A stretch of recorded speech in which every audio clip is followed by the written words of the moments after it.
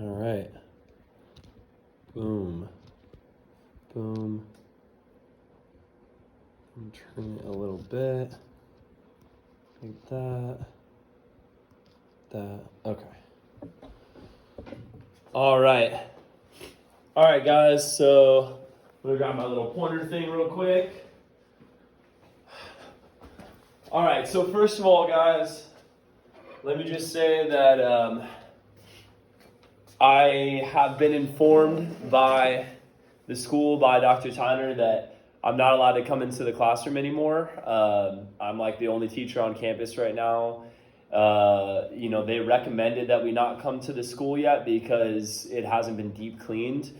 But I think it's so much more effective to be able for me to speak to you guys this way and be able to kind of point out things on the board. However, I've been told I can't come back to school. I'm not really supposed to be at school right now, so I'm gonna have to be doing like some screencasting stuff from here on out, whether it be Zoom or whether it be like actual screencasting where I just have to use audio and talk over my PowerPoints, which kind of sucks. But we're gonna have to adapt. That's gonna be hard for me because I've never done that before. But anyways, I just wanted to keep you guys updated with that. As far as the tests are concerned, so for WAP, you guys have a test on Thursday. It's going to be through Schoology. It's going to be 10 a.m. and you log in and the questions are timed. I've truthfully never done that before, and it'll be a new experience for me as well. You just have to be available to log in at 10 a.m. and to do that. And I would please encourage you guys not to do that together. I know because it's impossible to regulate that some of you guys will want to bring multiple devices together to take these tests. Do not do that. Stay at home, do your tests by yourself. Look, I'm much, my goal is for you guys to learn world history, and I want you guys to study this stuff. It's really important that we know this stuff. And the AP test, it's secondary, but it's also my job to prepare you guys for the AP test. But look, we don't know what's going to happen with the AP test. We have so many questions. Is it going to be online? Is there going to be a test at all? We don't know. We don't know that.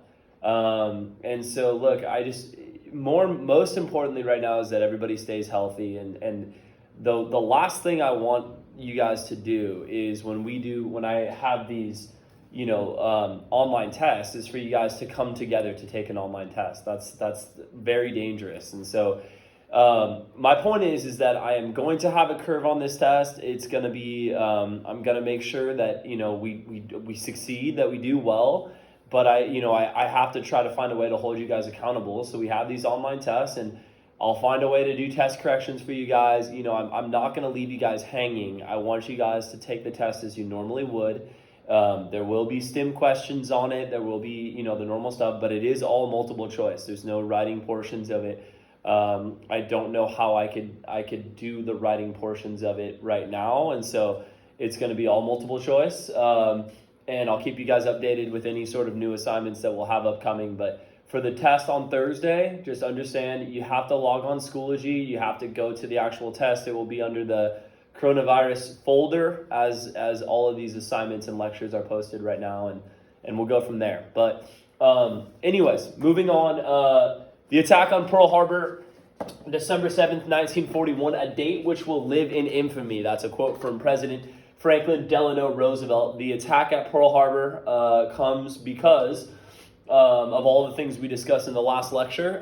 Make sure that you watch that lecture first leading up to the attack on Pearl Harbor. So what's our situation? At Pearl Harbor, which is an American possession, of course, of the island of Oahu, we have this deep sea port, and then in the middle of the deep sea port, we have Ford Island, which is a military base and has a grouping of the 8 U.S. battleships moored side by side.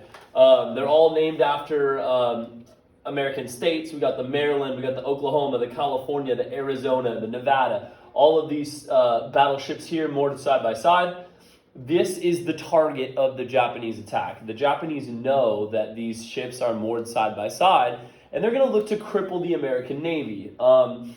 Now, this is a very effective strategy by the Japanese, and to attack all of these battleships, but it's also a slightly outdated strategy, and here's why. The Japanese are assuming that by destroying these battleships, that they are going to cripple the American Navy in the Pacific for time and time to come. But battleships are now not the most important sea vessel of the Navy. In World War II, the most important vessel is in fact aircraft carriers, because aircraft carriers can carry airplanes to any type of battle. You can carry it to an island and wage battle on that island by dropping bombs on that island. You can also carry aircraft and fight a completely naval battle in which all the fighting is done in the air, above the seas. By targeting these battleships are mostly for sea-on-sea combat. What happens while they destroy these battleships, the U.S. still is a dominating naval force because they don't destroy any American aircraft carriers. But this attack on Pearl Harbor, there's no other way to put it, it is a devastating attack launched by the Japanese, because all of these battleships are side by side, they're an easy target, and the Japanese are going to wage 2 waves of attacks. They are going to travel completely in radio silence. They're going to come for weeks, leaving Japan on November 26th, 1941. They are going to travel in complete radio silence, so they are not picked up on the American radio frequencies, and they are going to stop 200 miles away from Hawaii and launch these aircraft to come in and attack Pearl Harbor.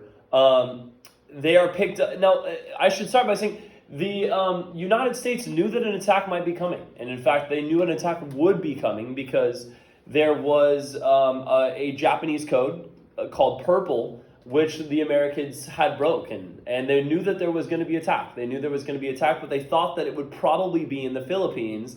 They did not know that it would come first at Pearl Harbor. And so this surprise attack is going to catch the United States off guard. And they are going to launch heavy casualties. This is the USS Arizona, which took the big brunt of the dive bombs from the Japanese dive bombing planes, completely sunk. In fact, if you visited Pearl Harbor today, you would see this memorial, which is for the USS Arizona, which is actually still leaking oil to this day. And the attack, guys, in its entirety, obviously was a major Japanese victory. It occurred on a Sunday morning, and that day is relevant because a lot of the military personnel were on shore or asleep. I mean, very early Sunday morning, about 7 a.m., and the immediate reaction, of course, is because there's so many casualties. 2,400 casualties, 1,282 wounded. This is going to immediately erase all of the isolationist sentiment that the American people have and declare war on Japan. This is, in fact, in the Senate, I should say in Congress, the vote to go to war was 282 to 1. The only congressperson to vote to not declare war on Japan was actually a woman by the name of Jeanette Rankin. She was a congresswoman from Montana, I believe. And because the United States still wasn't enlisting women in direct combat, she said because she couldn't fight in the war herself, she couldn't send anyone else to war.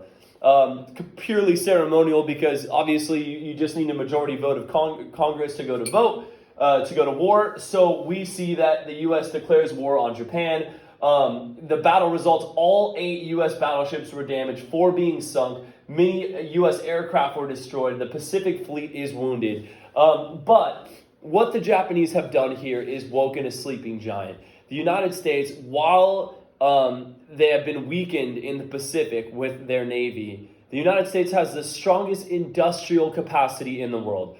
What wins this war, guys, is the industrial capacity of the United States, the ability to produce more weapons of war quicker than any other country in the world. And that's what's going to win the war for the United States, the total war capacity of the United States, especially American women. 6 million women come into the workplace and work in the factories, the munition factories, the plane factories, all these things. And that's going to be the difference. The Japanese don't employ women. The Germans employ women on a very, very limited scale. They rely more on slave labor. The United States capacity to produce is outmatched.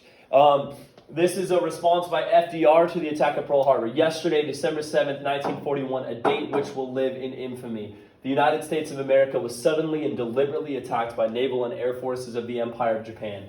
The United States was at peace with that nation and at the solicitation of Japan was still in conversation with its government and its emperor, looking toward the maintenance of peace in the Pacific. Indeed, 1 hour after the Japanese air squadrons had commenced bombing in the American island of Oahu, the Japanese ambassador to the United States and his colleague delivered to our Secretary of State a formal reply to a recent American message. While this reply stated that it seemed useless to continue the existing diplomatic negotiations, it contained no threat or hint of war or armed attack. It will be recorded that the distance of Hawaii from Japan makes it obvious that the attack was deliberately planned many days or even weeks ago. During the intervening time, the Japanese government has deliberately sought to deceive the United States by false statements and expressions of hope for continued peace. The attack yesterday on Hawaiian Islands has caused severe damage to American naval and military forces. I regret to tell you that a very many American lives have been lost. FDR here saying the Japanese have intentionally been talking and stalling with talks of peace while preparing for a devastating attack at Hawaii, at Pearl Harbor. And that's exactly, he is right, of course, when saying that. But this attack is going to awaken a sleeping giant. No longer are we just indirectly supporting Britain. We are now actively allied with Britain. But the attacks on December 7th, guys, isn't just at Pearl Harbor. And that's something that many Americans don't know. The attack on December 7th is at Pearl Harbor, but it's also an attack on the Philippines, on Guam, on Wake Island, in the Dutch East Indies, in Malaya, and Singapore, and Hong Kong. Japan launches the attack all throughout what they called the Greater East Asia Co-Prosperity Sphere. This is a massive move to gain all of the land in the Pacific and free themselves from dependence on Western essential goods like oil, like iron, like rubber. And in fact, this is a successful attack to the point where in 1942, Japan has assembled an army that is even bigger than the German Third Reich in Europe. It contains almost all of Southeast Asia, including Malaya, including French Indochina. It conquers the Dutch East Indies. It conquers the American-held Philippines. This now is a Japanese empire that can produce all the essential goods to maintain a powerful military presence in the Pacific. In 1942, guys, early portion of 1942, this is the most dire situation for the Allies. Hitler and the Nazis control almost all of Europe, allied, of course, with Italy, and the Japanese control the Pacific. It is a very dire situation indeed. And at this point, guys, if you want to test yourselves at home, see if you can answer these questions. Little practice SAQ. Identify and explain one reason for German expansion. Not an example of expansion, but a reason for German expansion. I'll give you a hint on that. Hitler had 3 goals stated in Mein Kampf. And 2 of those goals are good reasons for expansion. Identify and explain one reason for Japanese expansion. There, you can put that in there. And then identify one way the U.S. supported Great Britain in World War II before the war actually broke out. There's 3 good ones. Two really good ones. Okay, moving on. So, this isn't we talk a lot about battles. We're about to jump into a lot of battles, but total war is the big reason why the U.S. is so successful in World War II. Every country, okay, not just the United States, is going to mobilize all the resources that they can and their population for the war effort. But some countries do this more effectively than others. But, not to forget, not just all the civilians in their country themselves, in the home country, they're also going to utilize, of course, all of their colonies. Great Britain is our best example. You look at Britain, it's a small island country, but it's so much more than that in World War II because it has colonies all over the world. It's going to utilize civilians from Australia, from New Zealand, from South Africa, but of course the big one from India. Great Britain is going to have an army of volunteers that amounts to almost 2.5 million. This is the biggest volunteer army in the world that has ever served in war, serving for the British Commonwealth, for the British Empire. So Britain is a powerful adversary, an ally for the United States in World War II. But the U.S. has distinct advantages over the rest of the world. It starts with the best industrial economy in the world. And yes, the U.S. was hit with the Great Depression, but the ability to produce is unwavering. With the ability that the U.S. has in technology, in factories, and when the war breaks out, because the war is so completely transforming to the American economy, we see full employment. Everybody has a job. Men, women have a job coming in and working in the workforce. The U.S., of course, uses a draft, conscription, and we see 15 million going into the war effort to fight overseas, whether in the Pacific or in Europe. And in their place, when the men leave to go and fight, the women come in and take their places in the factories. Everybody has a job, and the government is going to take an unprecedented amount of control over the economy. They're going to regulate what is produced where. They take over control of individual factories and businesses. For instance, the car industry, the automobile industry, such an important staple in the American economy, is now directly controlled by the government. The government says you will no longer produce cars, you will produce airplanes, you will produce tanks. They're going to halt what they call non-essential items. You are not producing this anymore. And instead, you are going to produce exactly what we want. You are going to sell it at this price to the U.S. government. You are going to have production quotas that you must meet every month, and you will sell those to the U.S. government. The War Production Board, which is a U.S. government agency, is going to limit what is being produced where. As always, during wartime, guys, and during total war, the government takes control of the economy. We also see propaganda, just like we saw in World War I. This is where we see Rosie the Riveter, World War II. This is U.S. propaganda trying to bring the women into the factories. When you talk about Rosie the Riveter, she's become a symbol of the U.S. feminist movement, really the world feminist movement. But a riveter is someone that's bringing metal, combining metal together. This was trying to get women into the factories. Excuse me. One of my favorites down here, when you ride alone, you ride with Hitler. This is trying to get Americans to carpool together because the rubber is in short supply. It's being used in wartime factories, and so rubber needs to be used on airplanes to produce tanks, all these things. And so when you are driving by yourself, you're wearing down the rubber on your tires of your car and saying we should be carpooling. We need to save that rubber. That's the kind of stuff that's going on. Rationing, total war, government interaction in the economy. Now, the Germans and the Japanese are going to do this too, but they are both going to do this very differently. While every nation engages in total war, the Germans are not going to mobilize their entire civilization to work in the war effort. Especially, they're not going to utilize women nearly as effectively as the United States. They're going to rely on labor by their captives. Well, that's why I say they're going to rely on slave labor, but not slave labor in the classic sense, on slave labor of people being captured in Europe, especially, for instance, the French. 600,000 French had to work in German war plants. 1.5 were working in prisoner of war camps. It's not as productive as the United States because the United States are spurred on by nationalism, by patriotism. The people in these factories want to work, whereas, of course, the slave labor of the German war camps are not as productive. They're in terrible conditions. They're starving.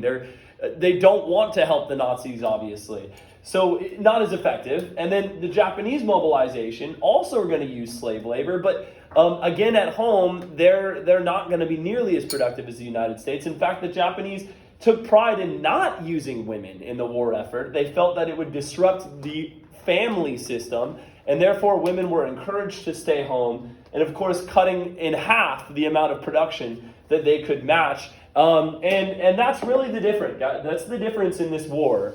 The capitalistic industrial capacities of the United States. It's not sexy, but it is the reason why the U.S. is so successful.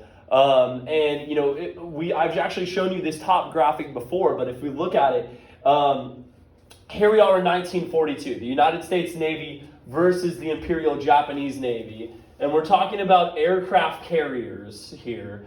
The Japanese have more. Here we are in 1942, they've got 14, and the Americans have 10. And this, of course, is after, in light of the attack at Pearl Harbor. And the U.S. has 10, the Japanese have 14. By the time we get to 1944, just 2 years later, the United States has 34 aircraft carriers to match the Japanese 12. By the time it's 1945, it's 45-5. The United States just simply outproduces the enemy because of its industrial capacities. The Air Force down here, and I know the graph is a little bit cut off, but if you can look at this graph and just look at the countries in it, the United States is in orange, and they are just producing double, if not triple, if not 5 times to 10 times as much aircraft as any other country in the world. And simply put, can just overwhelm the enemy with weapons of war. But the battles now. Let's talk about the most important battles of the conflict. The most important battle, if you will, the turning point battle in the Pacific, the Allies against the Japanese, is the Battle of Midway. It is actually a defensive battle for the United States. The Japanese have become a little bit victory flushed. They are looking to continue to expand their Greater East Asia co-prosperity sphere. And in June of 1942, they make the mistake of launching an attack on American-controlled Midway Island. It's called Midway because it is in fact midway between Japan and the United States. It is closer to Hawaii than Japan. And this is the site where the Japanese are going to attempt to launch a devastating attack on the American naval forces around Midway. But the United States is ready for this attack. They have decoded the Japanese code of purple. And they know that an attack is coming. And they know specifically that it's coming on this date. And so the Americans are going to lure the Japanese into a trap. American aircraft carriers are going to assemble from Hawaii, and they're going to move into the Pacific within 200 miles of Midway. They then are going to launch their aircraft. And knowing that the Japanese are going to be moving into position to strike at Midway. What's going to happen is the American planes are going to catch the Japanese aircraft carriers with their planes still on the aircraft. Meaning, American planes are coming in, flying over to the Pacific, and the Japanese aircraft carriers still have their planes on the carrier. That means that the U.S. can drop their bombs and destroy both the aircraft carriers and the aircraft themselves. It is a devastating counterattack by the United States, destroying 4 Japanese aircraft carriers, priceless aircraft carriers, in this early portion of the war, halting the Japanese advance into the Pacific. And really, at this stage, guys, the Battle of Midway is the battle in which the Japanese had been moving out, away from Japan. They have been expanding and expanding. At this battle at Midway, that's where that expansion stops. And in fact, it's where the Japanese retreat starts. Americans now, after Midway, are going to look to reclaim lands in the Pacific. And I shouldn't just say Americans, the Allied forces, including the British and the Canadians and the Australians and the Free French and all of these groups are going to look to move through the Pacific and island hop, which is the Allied strategy in the Pacific. After Midway, the U.S. and the Allies are going to island hop towards Japan. You can see on this map all the major battles that are occurring along the way, really starting at Midway in 1942, and then coming through down in the Pacific on the way to, for instance, the Philippines. General Douglas MacArthur is the Allied commander-in-charge. He is an American, and he promotes this idea of island hopping. The idea of island hopping is the idea that there are some islands that are heavily fortified by the Japanese, that are heavily defended, that can defend themselves well against an Allied attack. And so therefore, the United States and the Allies are going to skip those islands. They're going to move on to the less fortified islands. They're going to build airfields there. They're going to amp up their military capacities. And then they're going to attack the more fortified islands. This proves to be a very, very effective strategy. American aircraft carriers are key in this. Another kind of forgotten but very, very important element of the battle in the Pacific is American submarines. American submarines are going to do the same thing that the German U-boats did to Britain. American submarines are going to wage war on the Japanese merchant vessels. And in fact, they're going to sink over half of all Japanese merchant vessels. This is going to effectively starve out these islands in the Pacific very, very effectively, to where things get very dire in Japan, and where they start to turn to tactics such as kamikaze planes. Kamikaze meaning divine wind. And this is where the Japanese would load up planes with explosives in the tip of the plane and literally ram themselves into Allied naval vessels and trying to destroy and claim as many Allied lives as possible. An effective strategy, but obviously a very dire strategy. The Japanese seeing how quickly things have turned in the Pacific because of this island hopping strategy by Douglas MacArthur.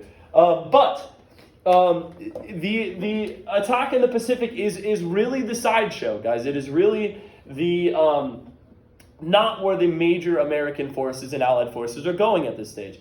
Where most of the Allied forces are going is to Europe. But how do you get into Europe? Because the Nazis and Germany and Italy have really secured mainland Europe. It is almost impossible to do an invasion into, for instance, Nazi-occupied France or into the heartland, into Germany. It's just too well defended. And so Allies are trying to come up with a possible way in which to move into Europe and to try and liberate Europe from Axis control. And so the place in which they look as a possibility is actually Northern Africa. Northern Africa becomes kind of the first battleground of the Eastern Hemisphere. And it's actually, we have an important battle that's fought, and it actually starts with Germany looking to seize control of the oil fields of Egypt. Egypt, of course, is controlled by Britain. And we see that the Germans, headed by the legendary German general Erwin Rommel, also called the Desert Fox, is going to use German-made tanks and try to come across from Tobruk on the way to the Suez Canal and seize control of a major oil artery that the British control. Americans are going to come in and bring in some Panzer tanks and actually push back the Germans, and they fight a furious battle at the Battle of El Alamein right here. The significance of this battle is that the British are successful, the Allies are successful in keeping control of oil here. And also, just as important, Northern Africa is now controlled by the Allies. And why that's significant, guys, is now that the Allies can establish a beachhead here and send troops across the Mediterranean Sea into what Allied commander Dwight D. Eisenhower, an American, says is the soft underbelly of Europe. This is an opportunity now, after controlling North Africa, that the Allies can move through the Mediterranean Sea into Italy. And that is exactly what happens in 1943. Now we are moving from North Africa, and we are moving now into Italy. Italy, of course, is being controlled by Benito Mussolini and the Fascist Party. But 1943 proves to be a very turning point year, both because Italy is going to fall, and over in the Soviet Union, the Battle of Stalingrad is the turning point battle in Europe. Now, 1943. So the Allies are going to move through the island of Sicily here and then move into Italy. At this stage, the Italians, who of course are in the Axis powers, allied with Germany, are going to see that this is a very dire situation. They're going to turn on Mussolini. Benito Mussolini is arrested. In fact, he actually tries to escape the country, and he actually dresses up as a woman and tries to escape the country. He's caught, he's arrested, he is eventually shot, and Italy now is liberated from this fascist dictator, and they are going to switch sides. They are going to join the Allies. Ironically, this is what Italy did in World War I, if you recall. Originally allied with Germany and then switched sides and joins the Allies.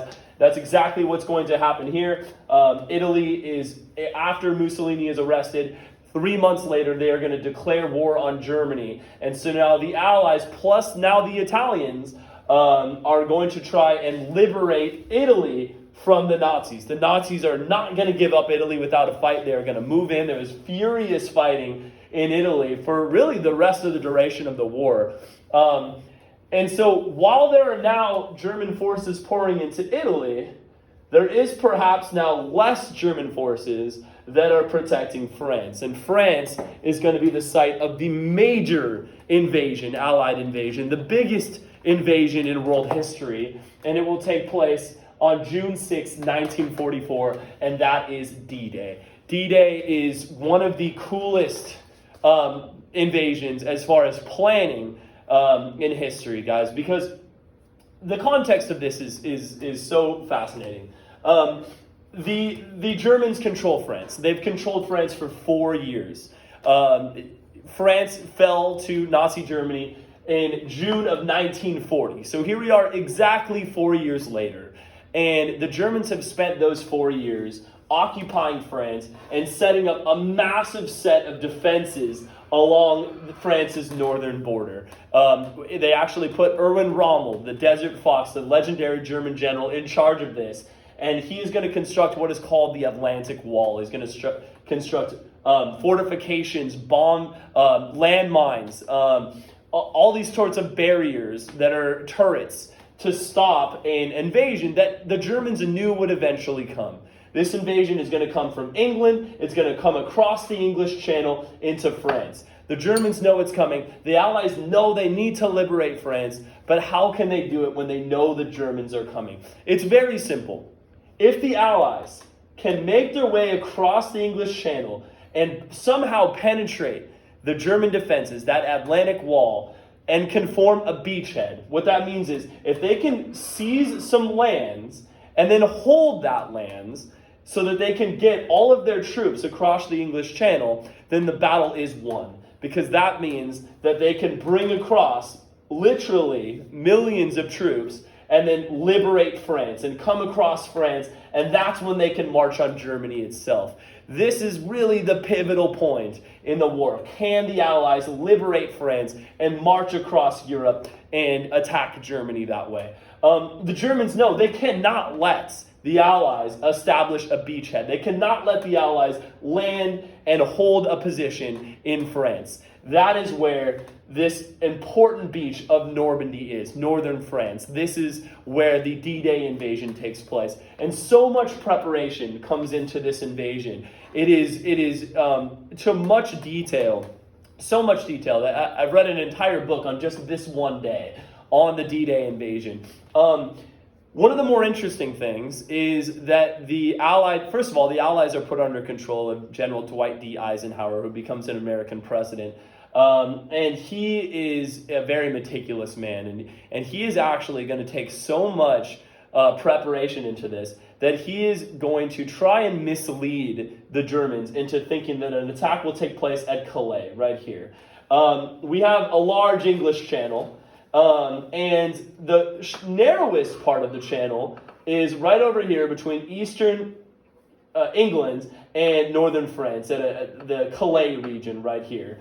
The Germans have good reason to believe that this is where the attack will take place.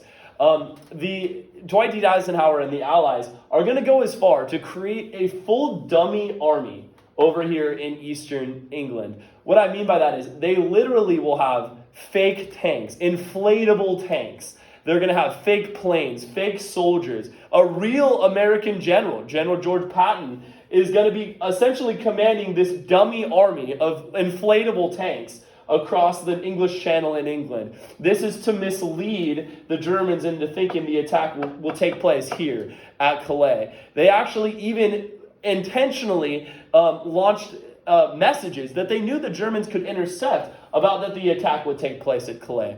Meanwhile, assembling the biggest naval and military fleets that the world had ever seen for an attack onto 5 beaches in Normandy. And this, of course, is the D-Day invasions, the real D-Day invasions that take place on June 6, 1944. An initial assault of 150,000 men coming across the English Channel, taking heavy casualties along the German Atlantic Wall, but eventually establishing a beachhead in France. establishing a base there. And within weeks, 1 million men had made their way across the English Channel into Normandy. At this stage, the battle is close to being won, because now the Allies can liberate France, in which they do so weeks later. Excuse me. By the time we get to August of 1944, France has been liberated, and the Allies are now going to move through the rest of Europe, freeing these countries like Belgium, like the Netherlands, like Luxembourg, away from Nazi control. As the Allies move from the West into Germany, on the other side of things, we have the Soviets moving in from the East. A couple cool pictures of this. This is the Atlantic Wall constructed by Rommel and the Germans. Here comes the Allied assault.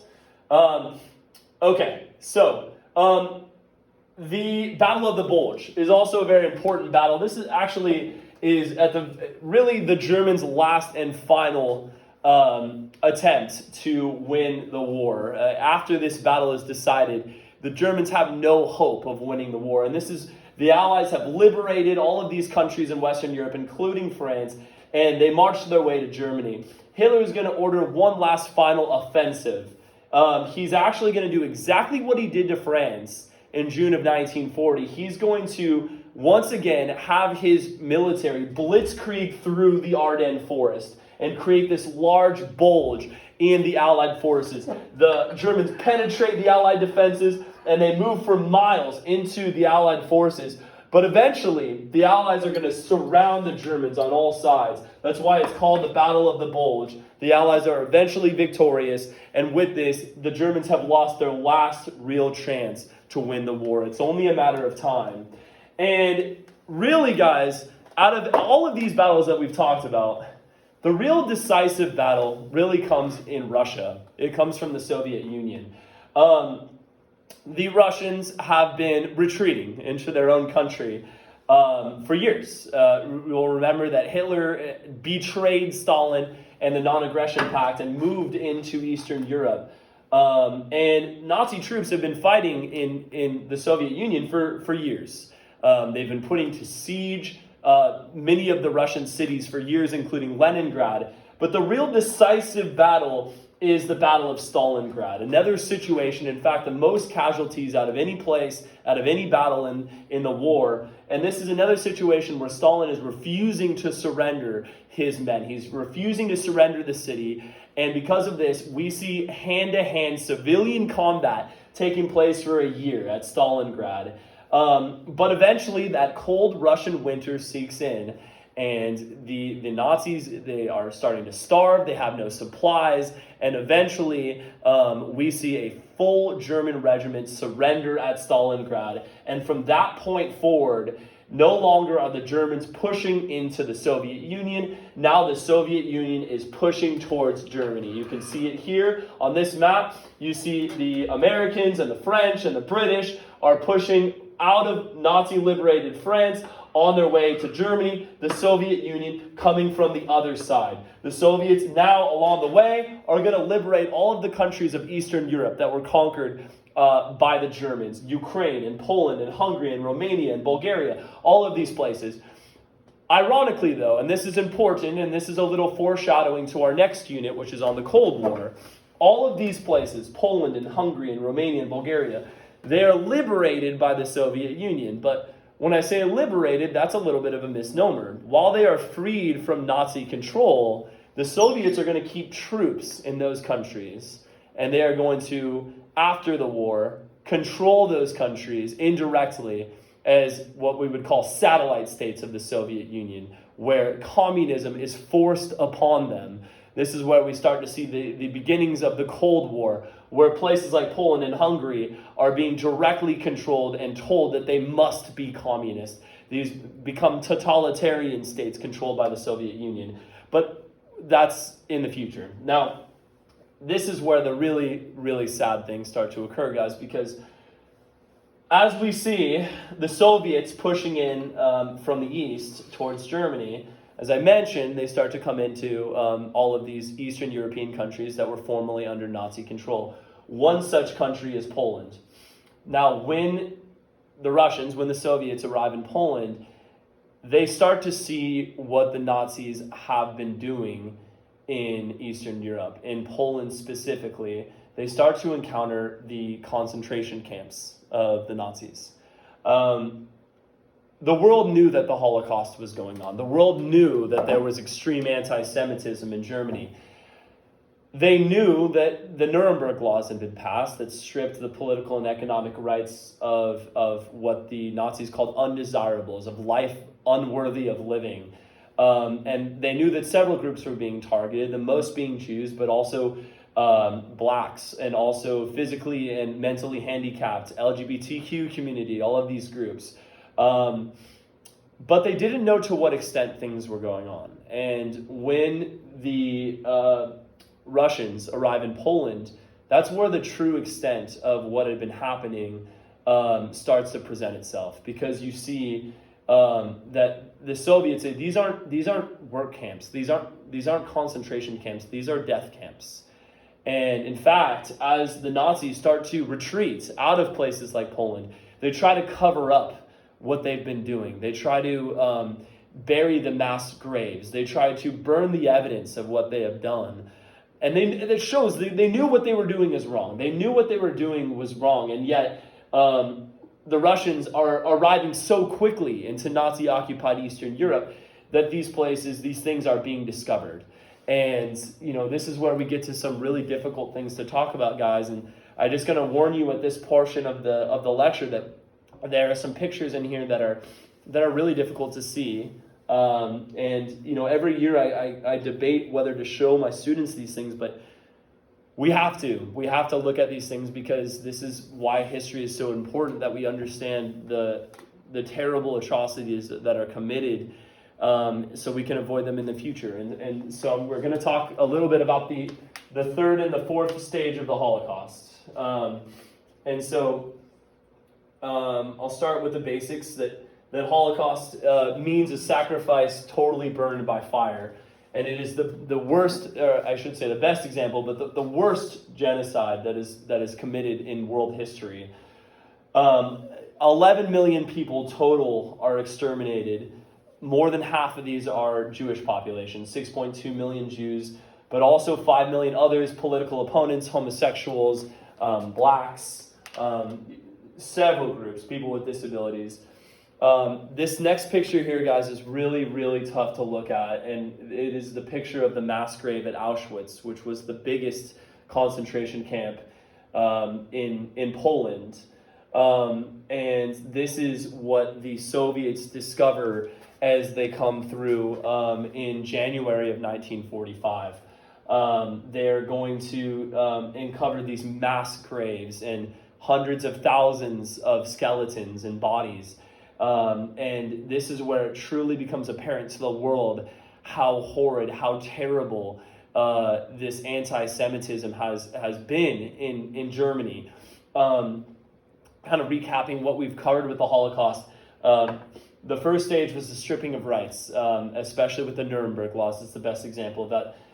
Next would be segregation, and this could either be to concentration camps, which at first were labor camps, and also could be the ghettos. And we saw ghettos were set up, especially in Poland, where the Germans would take Jews and other groups to isolate them from Germany and move them into these really small, confined, kind of guarded portions of cities, where they would put huge amounts of people in these very, very small cities, and where food was very scarce, where overcrowding was rampant, and disease and malnutrition was rampant. The biggest of this was the Warsaw Ghetto, where 500,000 people were put into a city, if you will, that was only 3.5 miles in square mileage. And so it's terrible overcrowding. And then the next step was concentration and extermination. Concentration camps, guys, the Nazi concentration camps are the worst situations that you could be in. This is where the groups that were put into these places were worked to death, slave labor or annihilation by work, where people faced starvation, they faced physical abuse, emotional and psychological abuse, and they were treated as slaves and almost completely dehumanized, brought in on cattle, like as though they were cattle brought in by trains. You saw the concentration camps were especially set up next to major railway lines where people could be easily dropped off in great numbers. And this is the kind of stuff that occurred really throughout 1940 and 1941 and 42. And then in late 1942, Hitler is going to announce what he called his final solution, which was an extermination of what he called life unworthy of living. And he's going to put his one of his thug Nazi generals in charge, Heinrich Himmler, who was the leader of the Nazi special police, and he is going to oversee these exterminations. One of the things that they use as really the main agent of extermination was Zyklon B gas, which actually the Germans had used in the First World War. They used gas to throw into the trenches. And after the First World War, it had been deemed a war crime. You cannot use gas in any capacities. And this was used under the lure that they would bring people into these gas chambers, and under the excuse that they were going to give them a shower. And then they would put in this Zyklon B gas that would kill people within 3 minutes, but sometimes as long as 15 minutes, depending on the size of the gas chamber. And then they would sickly then bring people in to remove jewelry from these people, to take gold off of their teeth, just really nasty, vile things. Then they would have other prisoners move the dead out of these chambers and into these massive crematoriums, which is where the bodies would be burned and ash would come down. It was just really, really sick what was going on here. This in the Holocaust, really difficult things to talk about, and there's no avenging what has happened in this, but there's at least justification in knowing that many of these Nazi leaders that were responsible for the Holocaust will be given vengeance through the Nuremberg trials, through trials in which 21 of these Nazi leaders are held accountable and sentenced to death or life in prison for their responsibilities in this. The cold hard facts, guys, is that the casualties, all of Europe, 63% of the Jewish population in Europe was killed, 91% of the Jewish population in Poland, so more than 9 in 10. At Auschwitz, which was the biggest concentration camp that was liberated by the Soviets in January of 1945, there are 836,000 women's dresses, about 350,000 men's suits, 38,000 pairs of men's shoes, but only 7,650 live prisoners. What that means is at least 900,000 people were killed at Auschwitz, and yet only 7,000 remains. And some of these clinging to life, only 70, 80 pounds. One of the better days in the war was the death of Hitler, which occurred on April 30th, 1945. As the Allies approached from the west and the Soviets approached from the east, the Germans knew that they were doomed, and Hitler knew he was doomed. And military strategists told Hitler to run, to hide in the Swiss Alps, but he doesn't. He hides in his bunker until days before Germany is completely conquered, and he stays with his wife and his dog, and they commit suicide, and they are going to take cyanide tablets. In fact, they first tested on the dog, which is sick, and then Hitler is going to take a cyanide cabinet. He's going to blame the Jews, and then he's going to turn his service pistol to himself and shoot himself in the head. And then, only about a week later, Nazi Germany surrenders. Germany surrenders on May 8th, 1945. This is considered VE Day, or Victory in Europe Day, and it's a huge day of celebration, of course, throughout the Allied world, throughout most of the countries in the world, the democracies of the world, and of course in the Soviet Union. A sad part of this is that our president, Franklin Delano Roosevelt, had died just 2.5 weeks previously. Roosevelt, FDR died on April 14th, a massive brain hemorrhage, and didn't live out to see the end of the war, which is really, truly sad because he had been serving as our American president since 1932, since really the beginning of the Great Depression, and almost made it out through the end of the war. The young vice president of FDR, Harry S. Truman, is now our president, and he is going to serve for the very end of this war. Some of the things to discuss in this war is the Allies used the firebombing, which was used with napalm, dropping these bombs that intentionally caused fires. Napalm is a sticky substance that sticks to anything that it hits and burns, and you can't get it off. You can go in the water, you can't get it off. And it was a very, very nasty weapon of war, and it was used in places where there were high civilian life. For instance, firebombing was used in Germany, in the cities of Hamburg and Dresden. Both of these cities, the Germans said, were more civilian than anything else and should have been held as war crimes.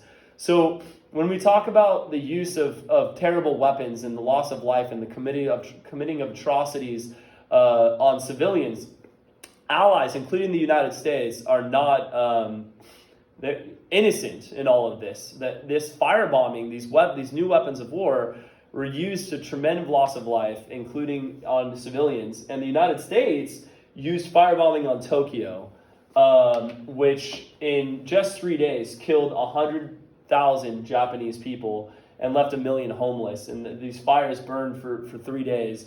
That one bombing run itself proved to be the single most destructive bombing raid in history.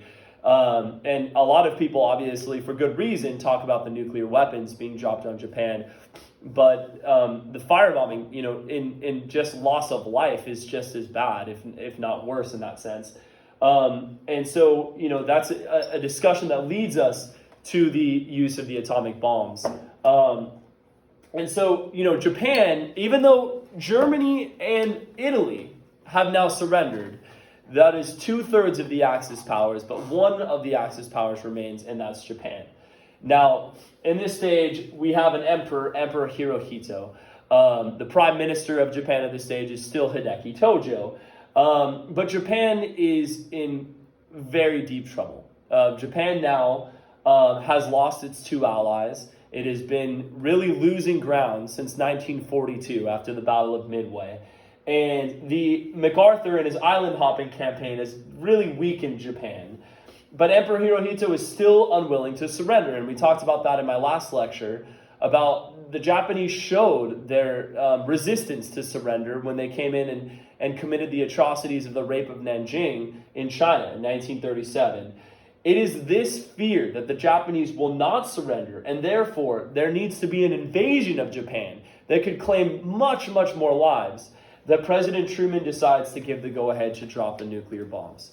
It is on this context. And so Truman, Churchill and Stalin, they meet in Potsdam, Germany in August of 1945, after the surrender of Germany, and they try to discuss an end of the war. And they say to the government of Japan that you must unconditionally surrender all of your armed forces, and the alternative for Japan is prompt and utter destruction. And the Japanese response to this is very interesting. The Japanese are going to respond with the word mokusatsu.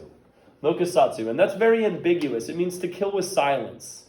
And it appeared as though it was a rejection. And we now know that the decision for Japan was complicated, because while they perhaps were willing to surrender, they were not willing to accept unconditional surrender, because they believed that their emperor, Mitsuhito, was a divine emperor. It was someone they were not willing to lose, and that if in fact they surrendered under the context that he could remain on the throne, that perhaps they would be willing to surrender. But this unconditional surrender they would not accept, and for that reason they denied or said mokusatsu to their request for surrender. And that is going to spur upon the use of the atomic bombs. Atomic bombs had been developed in secret since really the start of the war. It was actually Albert Einstein's idea in 1939, in which he wrote a letter to the president, Franklin Delano Roosevelt, that nuclear bombs could be created. And Albert Einstein was a German Jew that fled the Holocaust, came to the United States, and it was his idea that produced this weapon. And that gave birth to the Manhattan Project, which was a top secret project in New Mexico, Los Alamos, New Mexico, led by an American physicist by the name of Robert Oppenheimer, who was a child genius and an expert in these sort of things. And by July of 1945, the team had developed 3 bombs. Now, that date, July 1945, is significant because already Germany has surrendered. Germany surrenders on May 8th, 1945. That's VE Day, or Victory in Europe Day. Here we are in July, 2 months later. And while the Germans have surrendered, the Japanese have not. Now, the intention of creating these atomic bombs was to use it on the Germans, to use it on Hitler and his forces, the Nazis. But we don't have an enemy in Germany anymore. We have an enemy in Japan. Now, one of these bombs is tested in New Mexico and creates this awesome mushroom cloud explosion. And it is now apparent that we have the capability to drop these nuclear weapons on Japan. Now, after FDR's death, Truman becomes the president, and even as vice president, Truman didn't know that the U.S. had the capability to use these weapons. What was Truman thinking? Why did he authorize the use of the bombs? He wanted that unconditional surrender. He wanted to test out these weapons. And they wanted to show now the rival, his new rival, the Soviet Union and Stalin, that the United States has power that should not be questioned or trifled with. The alternative was an invasion of Japan. And the question is, if you have to invade Japan like you did Nazi-occupied France in D-Day, how many deaths would become of this? Would there be, massive loss of life? Winston Churchill said 1 million people would be killed if there was an invasion of Japan. And especially because the Japanese were so resistant, so unwilling to surrender.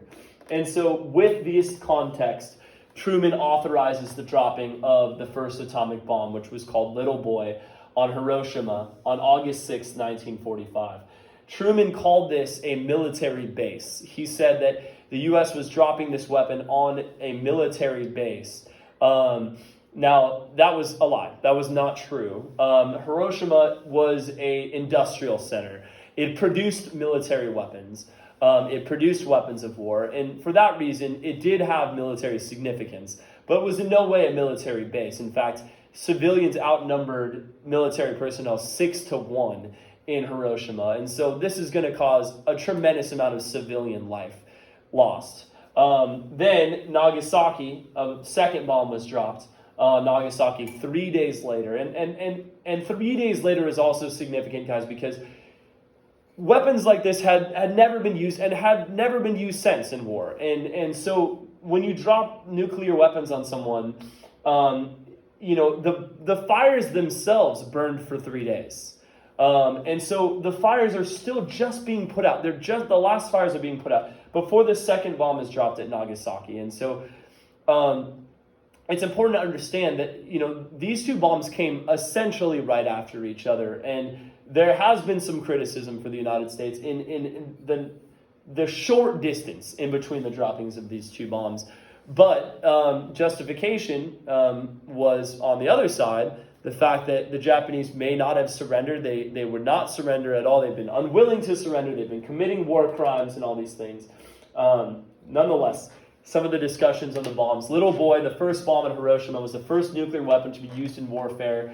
Exploded over Hiroshima on August 6th. The immediate deaths from this bomb were 70,000 to 130,000 people. It's impossible to know because many of these people were vaporized, completely destroyed by the bomb. And the bomb is going to create, amongst the initial blast, winds of 980 miles per hour. It's going to blow down anything in its path. That's stronger than 5 tornadoes combined. An awesome wind that blows down everything in its path, and then fires start. And so the problem with the bomb is the initial blast is going to kill tens of thousands, but then the fires are going to burn through these ravaged cities because of the great winds, and they're going to kill more and more people. And then, of course, the final death toll is 140,000, mostly civilians, including first responders that are coming in and trying to save people like firefighters. And those first responders are also going to be exposed to radiation, which is the defining characteristic of nuclear weapons. Here's a shot of Hiroshima. The defining characteristics of bombs, as I said, are radiation. Those exposed within 1,000 meters of the initial blast are going to die from radiation. But still, decades later, radiation causes higher rates of cancer and birth defects and all these things. And so after these bombs, Emperor Hirohito has to surrender. And we know that the atomic bombs was at least a cause of the surrender of Japan, because Emperor Hirohito says it. He gives 3 reasons for surrendering: a collapse in domestic morale, inadequate preparation to resist an invasion, and the atomic bomb. And so Japan surrenders on September 2nd, 1945, which is called VJ Day. I normally do a discussion in class about the arguments for and against dropping the nuclear bombs. You can kind of go over these things in your own mind if you'd like, as far as what were the arguments for dropping the bombs, what are the arguments against dropping the bombs. I have a list for you guys here, the arguments for and against. It's not for me to tell you if it was justified or not. That's up for you to discuss and understand. My job is to give you guys the facts. But there's some interesting arguments on both sides. And then the final slide for World War II is the military deaths of World War II and the effects of World War II. World War II is the bloodiest war in human history without question, the unprecedented losses of life. Biggest reasons why is new technology, new weapons of war, firebombing, nuclear weapons, and then just, of course, actual bombs from new planes and tanks, etc. But when you look at this graph, guys, once again, the military deaths, without question, is hugely for the Soviet Union. The Soviet Union lost over 13.5 million people. When you compare that to Germany, who lost less than 10 million, or more than 10 million less than the Soviets, you can see how badly the Soviets were ravaged by this war. And it's because of this loss of life that the Soviets have lots of momentum or justification, Stalin is going to take this death toll, and he is going to demand lots of compensation after the war, which is going to be a factor in Cold War discussions, which we'll talk to in our next unit.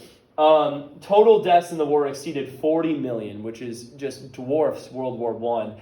Of course, it's worth noting that 11 million of those 40 million deaths were committed by the Germans in the Holocaust. And so that's more than 25% of all the total deaths in World War II. Other factors involve disease and starvation that occurred along with this.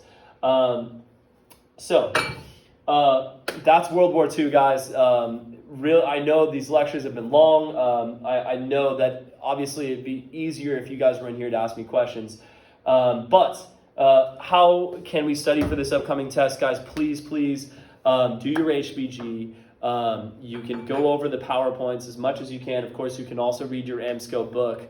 The STEM questions in the back are always helpful. If you can do it with a partner virtually, that's awesome. And that's, pretty cool stuff. I can definitely, now that I'm thinking about it, send you guys, if you want to do the STEM questions in the book, I can send you guys the answers to the STEM questions on Wednesday, tomorrow, and so that you guys can get a little practice in. I think that's a good idea. Anyways, thank you guys so much for listening, and I hope you guys learned something today. And other than that, stay healthy, stay safe.